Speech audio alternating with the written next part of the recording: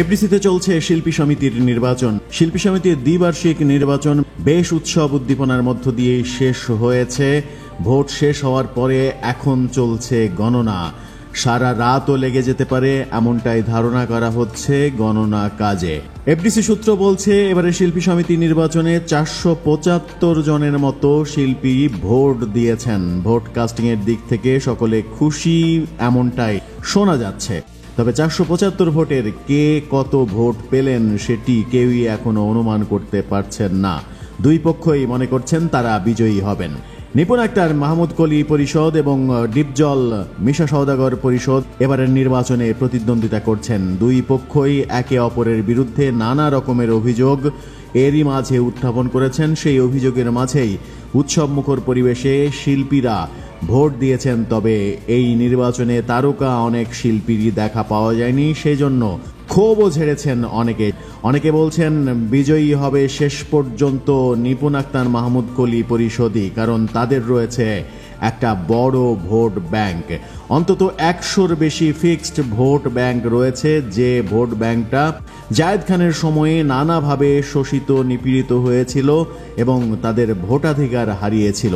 মিশা সওদাগর যেহেতু জায়েদ খানেরই সভাপতি ছিলেন, তাই এই ভোট ব্যাংকটা নিপুণ আক্তারের পক্ষেই পড়বে বলে শোনা যাচ্ছে।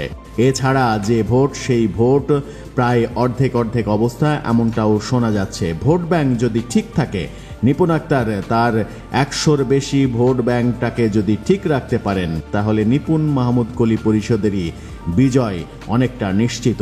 আবার অনেকে বলছেন এই ভোট ব্যাংকে যদি ডিপজল মিশা সওদাগর এক ধরনের হানা দিতে পারেন, তাদেরকে ভাগিয়ে এনে নিজেদের পক্ষে ভোট নিতে পারেন, তাহলে ফলাফল উল্টে যেতে পারে।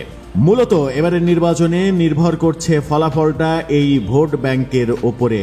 যে ভোট ব্যাংক গত নির্বাচনে ভোট দিতে পারেনি, 100-র বেশি ভোটার গত নির্বাচনে ভোট দিতে পারেনি, সে সত্ত্বেও নিপুণ আক্তার, ইলিয়াস কাঞ্চন, মিশা, জায়েদ খান পরিষদকে পরাজিত করে বিজয়ী হয়েছিলেন। তবে ডিপজলের যেহেতু এফডিসিতে ব্যাপক প্রভাব রয়েছে, সেই ক্ষেত্রে মিশা সওদাগরের জায়েদ খান কেন্দ্রিক যে কেলেঙ্কারিগুলো রয়েছে সেগুলোকে ছাপিয়ে ডিপজল তাকে নিয়ে এই বৈতরণী পার হওয়ার সর্বোচ্চ চেষ্টা করবেন বলেও শোনা যাচ্ছে। তবে এও শোনা যাচ্ছে ডিপজল মিশা সওদাগর সভাপতি সাধারণ সম্পাদক হিসেবে পরাজিত হলেও তার প্যানেলের অধিকাংশই বিজয়ী হবেন, যেখানে আবারও গত টার্মের মতো নতুন সংকট তৈরি হবে, যে সংকটটা ইলিয়াস কাঞ্চন নিপুণ আক্তার পরিষদ সব থেকে বেশি ফেস করেছে। বিজয়ী হয়েও মিশা সওদাগর জায়েদ খান প্যানেলের বেশিরভাগ সদস্য কার্যকরী কমিটির মিটিংয়ে উপস্থিত হননি সেই সময়।